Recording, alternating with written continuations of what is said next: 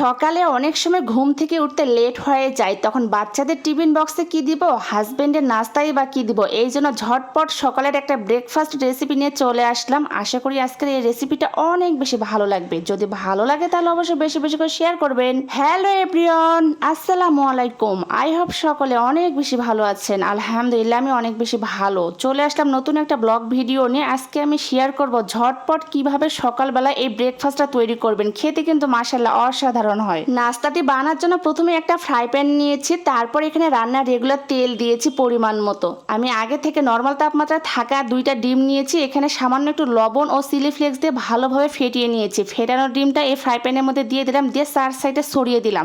তারপর উপরের দিক থেকে আমি ব্রেড দিয়ে দিব 2টা। আমি আমার পছন্দ মতো বানানা ব্রেড দিয়েছি, আপনারা যে কোনো ব্রেড অ্যাড করে দিতে পারেন। ব্রেডগুলো দেওয়ার পর হাতের সাহায্যে ডিমের অংশটা লাগিয়ে নিব, এতে কিন্তু খেতে অনেক বেশি ভালো লাগবে। আর আমি এখানে যেহেতু বানানা ব্রেড অ্যাড করে দিয়েছি, খেতে কিন্তু বানানা ব্রেডটা অনেক বেশি ভালো লাগে। অবশ্যই স্যান্ডউইচ বানানোর সময় আপনারা চেষ্টা করবেন বানানা ব্রেড দিয়ে বানানো, তাহলে খেতে বেশি ভালো লাগবে। আজকের এই সকালে ব্রেকফাস্ট রেসিপিটা একদমই ঘরোয়া উপকরণে দেখানোর চেষ্টা করেছি, যে কেউ বানাতে পারবেন। খেতে কিন্তু অনেক বেশি ভালো লাগে। আমি এখানে টমেটো স্লাইস দিয়েছি, হাতের কাছে টমেটো সকলেরই থাকে, এই জন্য আমি টমেটো স্লাইস দিয়েছি। তারপর উপরের দিক থেকে আমি একটু টমেটো সস দিয়েছি। টমেটো সসটা অবশ্যই দিবেন, তাহলে খেতে বেশি ভালো লাগবে। তারপর আমি উপরের দিক থেকে একটু গোলমরিচের গুঁড়ো দিচ্ছি। হাতের কাছে যদি অরিগানো থাকে তাহলে অরিগানোটাও দিয়ে দিতে পারেন। অরিগানোটা দিলে খেতে কিন্তু অনেক বেশি ভালো লাগে, সুন্দর একটা ঘ্রাণ চলে আসে।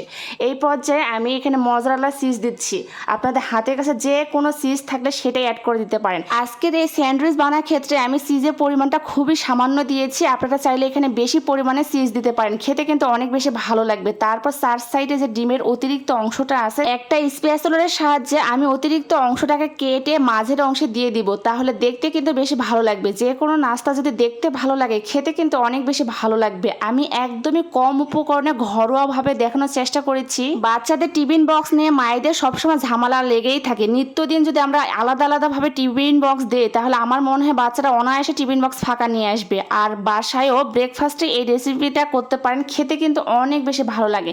একদম ঘরোয়া উপকরণে এবং কম মশলায় কম উপকরণে এই স্যান্ডউইচটা বানিয়ে দেখালাম। কথা বলতে বলতে আমার স্যান্ডউইচটা একদমই রেডি। একটা প্লেটের মধ্যে উঠে নিলাম, আর দেখুন দেখতে কত বেশি ভালো লাগতেছে। খেতে কিন্তু অনেক বেশি ভালো হয়েছিল। বাসায় যদি হঠাৎ করে কোনো গেস্ট চলে আসে, তখন মাত্র পাউরুটি থাকলেই এই নাস্তাটা করে নিতে পারেন। খেতে কিন্তু অনেক বেশি ভালো হয়, আপনার প্রশংসা করতে বাধ্য হবে। আমার ফুল ভিডিওটি কে কোন জেলা থেকে দেখতেছেন অবশ্যই কমেন্টে জানাবেন, যাতে আমি নেক্সট ভিডিওতে আপনাদেরকে ধন্যবাদ জানাতে পারি। আর যদি ফেসবুক থেকে দেখে থাকেন তাহলে অবশ্যই আমার পেজের পাশেই থাকবেন। ইউটিউব থেকে দেখে থাকলে অবশ্যই আমার চ্যানেলটা সাবস্ক্রাইব করবেন। আর যে নাস্তা দেখতে সুন্দর, সেই নাস্তা কিন্তু খেতেও অনেক বেশি ভালো লাগে। যদি ভিডিওটা ভালো লাগে তাহলে অবশ্যই শেয়ার করে পেজের পাশেই থাকবেন। আল্লাহ হাফেজ।